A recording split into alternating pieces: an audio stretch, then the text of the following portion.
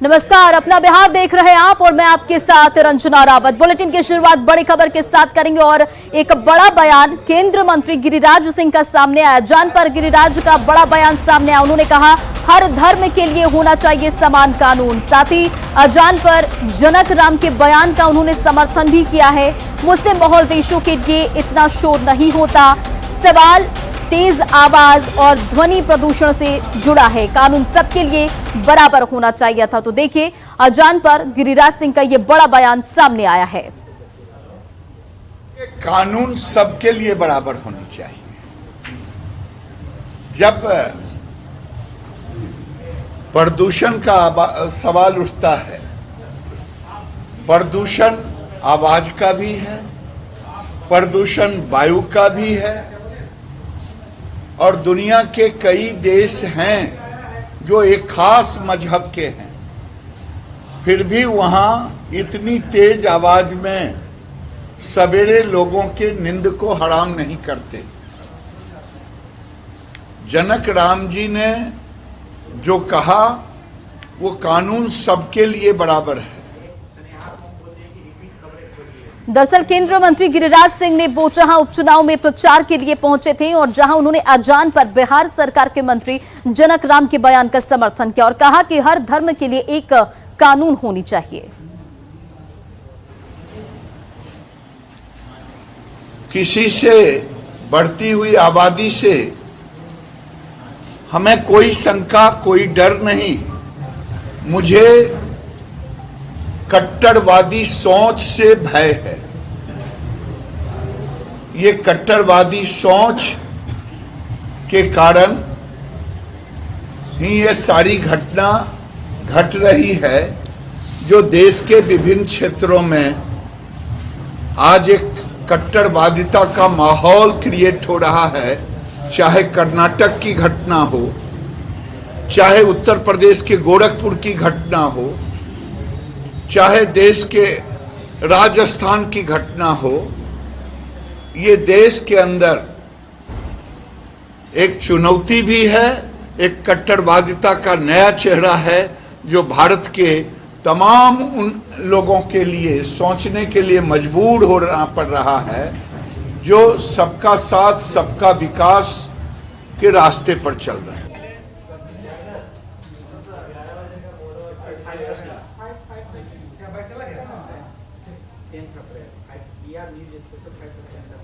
और अधिक अपडेट के साथ संवाददाता आनंद अमृतराज हमारे साथ जुड़ गए पटना से।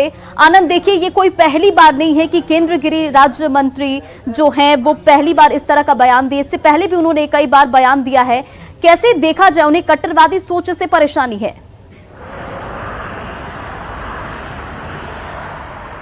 देखिए रंजना, दो बातें उन्होंने गिरिराज सिंह ने कही। सबसे पहले जनक राम जो बिहार सरकार के खान मंत्री हैं, उन्होंने कुछ दिन पहले ही कहा था कि अजान जो मस्जिदों से होता है और जो लाउड स्पीकर से बजाया जाता है, अजान पढ़ा जाता है, उस पर बैन लगना चाहिए। उस बयान का समर्थन करते हुए गिरिराज सिंह ने बयान का तो समर्थन किया ही, लेकिन इशारों में उन्होंने बड़ी बात कह दी है एक खास धर्म को लेकर कि कट्टरवादी सोच से हिंदुस्तान को डर लगता है, उन्हें डर लगता है। यानी कि उनका इशारा जनसंख्या नियंत्रण कानून जल्द से जल्द लागू करने की जो बात लगातार बीजेपी के कई नेता कहते हैं, उस मुद्दे को उठाने की है। जाहिर सी बात है, बिहार बीजेपी के कई ऐसे नेता हैं जो हाल के दिनों में कई ऐसे मुद्दे होते हैं, जनसंख्या नियंत्रण का मामला हो या फिर मस्जिद से लाउड स्पीकर से अजान पढ़ने का मामला हो, वो मुखर हो जाते हैं। और खासकर बिहार में जब एनडीए की सरकार है और जेडीयू और बीजेपी एक साथ है, तो कई बार जब ऐसे मुद्दे आते हैं तो जेडीयू और बीजेपी के नेता आमने सामने हो जाते हैं। आपको याद होगा, जैसे ही जनक राम का ये बयान आता है, जेडीयू की तरफ से संसदीय बोर्ड के जो अध्यक्ष उपेंद्र कुशवाहा उन्होंने पलटवार किया, जेडीयू के दूसरे नेता ने पलटवार किया। लेकिन अब जनक राम से बढ़ते बढ़ते मामला केंद्रीय मंत्री गिरिराज सिंह की तरफ से भी अगर इस तरह के बयान आने लगे हैं तो साफ है बीजेपी जिस मुद्दे को छोड़ना नहीं चाहती और जब भी ऐसा मौका आता है बीजेपी इस मुद्दे के बहाने एक खास धर्म के लोगों पर टारगेट करती है। और उस साफ साफ उनका ये कहना है कि अगर लब्बलू अब इस पूरे बयान का अगर आप निकाले तो जनसंख्या नियंत्रण कानून लागू करने की बात कर रहे हैं और अजान के बहाने और जनसंख्या बढ़ने के बहाने उनका सीधा इशारा था कि खास कट्टरवादी सोच है, उनसे डर लगता है। तो बयान कुछ भी दे, लेकिन सीधा सीधा जो उनका मकसद है कि जनसंख्या नियंत्रण कानून की बात जो बार बार बीजेपी के नेता बयान देते रहते हैं, बिहार बीजेपी के नेता, और खासकर हवाला देते हैं खासकर जो मिथिलांचल और सीमांचल का जो इलाका है जहां पे खास धर्म की आबादी जो तेजी से बढ़ी है, जिसका हवाले देकर इस तरह के मुद्दे उठाए जाते हैं। तो गिरिराज सिंह के बयान को भी रंजना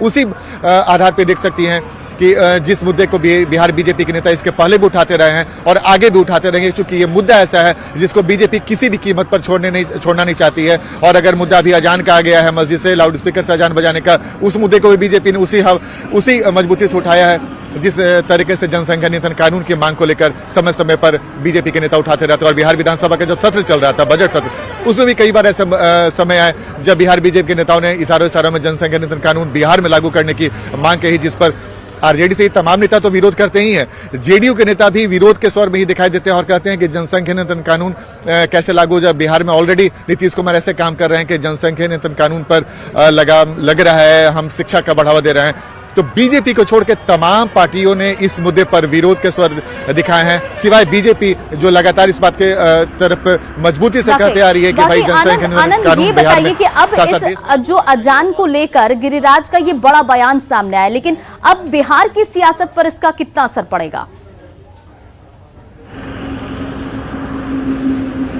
देखिए, बिहार की सियासत पे क्या असर पड़ेगा ये तो आने वाला वक्त बताएगा, लेकिन इतना तो तय है, इस बार जो बिहार में एनडीए की सरकार बनी है, बीजेपी के नेताओं को हमने लंबे समय से देखा है, 2005 से बिहार में बीजेपी और जेडीयू की सरकार एक साथ चलती आई है, लेकिन कभी हमने बीजेपी नेताओं को इतना तेज मुखर होकर बोलते नहीं सुना है। लेकिन इस बार जैसे ही 2020 में एनडीए की सरकार बनी है, कई ऐसे मुद्दे हैं रंजना, सिर्फ एक अजान की बात नहीं, कई ऐसे मुद्दे हैं जो जेडीयू को परेशान करती है और बीजेपी के जो तमाम कई बड़े नेता हैं वो लगातार इस मुद्दे पर फोकस करते रहते हैं कि भाई जो हम मुद्दा उठा रहे हैं अब इस मुद्दे से पीछे नहीं हटने वाले हैं। तो ताजा मामला जो अजान का मामला हो या फिर जनसंख्या नियंत्रण कानून का मामला हो, खासकर जो कई सारे ऐसे इलाके हैं, जैसा कि मैंने आपको बताया कि सीमांचल और मिथिलांचल के इलाके में जहाँ के बीजेपी के कई विधायक आते हैं, उन्होंने समय समय पर उठाए। यहाँ के बिहार के मंत्री हैं जीवेश मिश्रा जो खासकर मिथिलांचल से आते हैं, उन्होंने भी इस तरह के मामले उठाए हैं।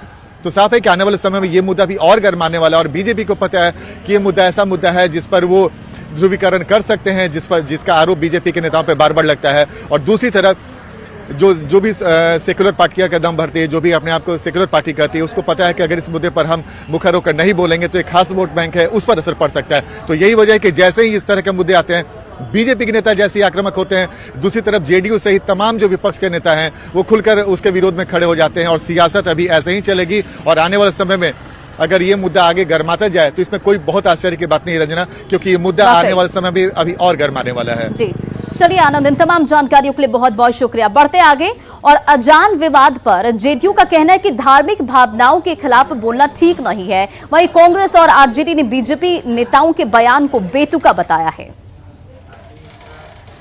किसी के पक्ष में खड़ा होना, किसी के विपक्ष में खड़ा होना, मंदिरों में भी लाउड स्पीकर बजता है, आरती होती है, आराधना होता है, मस्जिद में भी यह काम अजान के रूप में होता है। तो ऐसे सवाल जो लोगों की आस्था से जुड़ा हुआ हो, इसके साथ छेड़छाड़ नहीं किया जाना भारतीय संविधान की जो धार्मिक आस्था की स्वतंत्रता की जो परंपरा है उसके अनुकूल माना जाएगा। बीजेपी के नेता लगातार भाषाई आतंक फैला रहे हैं और अजान पर बयान दे रहे हैं। अजान और रामायण राजनीति का विषय नहीं है। जनता का फरमान है कि 19 लाख रोजगार कहाँ है, महंगाई क्यों चरम पर है, भ्रष्टाचार अपराध कब कम होंगे, इस पर कोई नहीं बोल रहा। आदरणीय नीतीश कुमार जी चुप हैं। देश के कुल जीडीपी का 84% देश पर कर्ज हो गया है। कर्ज लेकर घी खाने पर रोक नहीं लगनी चाहिए। देश की सार्वजनिक संपत्तियां औने पौने दामों में बेच के देश को कंगाल किया जा रहा है, इस पर रोक नहीं लगनी चाहिए। बेरोजगारी से देश के युवा फांसी के फंदों पर लटक के खुदकुशी कर रहे हैं, उस पर रोक नहीं लगनी चाहिए। रोक किस पर लगनी चाहिए? अजान पर, मीट पर। इन सिरफिरों को कौन समझाए कि आप पूरे देश को कंगाल, तबाह, बर्बाद कर चुके हैं, युवकों को मौत के मुहाने पर धकेल दिया है। बोचा में आज सीएम नीतीश कुमार